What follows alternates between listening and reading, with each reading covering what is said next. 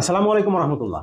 জি, আমি আটা চালছি। এটা গমের লাল আটা, দেশীয় গমের। আপনারা জানেন যে এখন দেশীয় গম কৃষকের ঘরে খুবই কম। তারপরে আমি এলসি গম কিংবা বাজার থেকে গম কেনার কোনো চেষ্টা করি নাই।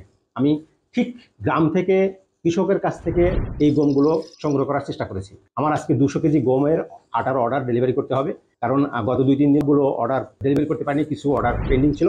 আর আজকে যেহেতু বৃহস্পতিবার, আজকে এই আটাগুলো ডেলিভারি করতেই হবে। আমি এখন এই আটাগুলো নিয়ে এসে আমার রুমের মধ্যে, আপনারা জানেন যে আটা সাধারণত একটু মিলে দিয়ে ঠান্ডা করতে হয়, আমার রুমে নিয়ে এসে এটা আমি চালছি। আপনারা দেখতে পাচ্ছেন ঘরোয়াভাবে তৈরি এই আটা। আপনারা সংগ্রহ করতে চাইলে আমাদের ফেসবুক পেজে মেসেজ করতে পারেন, অথবা আমাদের ওয়েবসাইট ভিজিট করে, অথবা আমাদের স্ক্রিনে দেওয়ার নাম্বার যোগাযোগ করে এই আটাগুলি সংগ্রহ করতে পারবেন।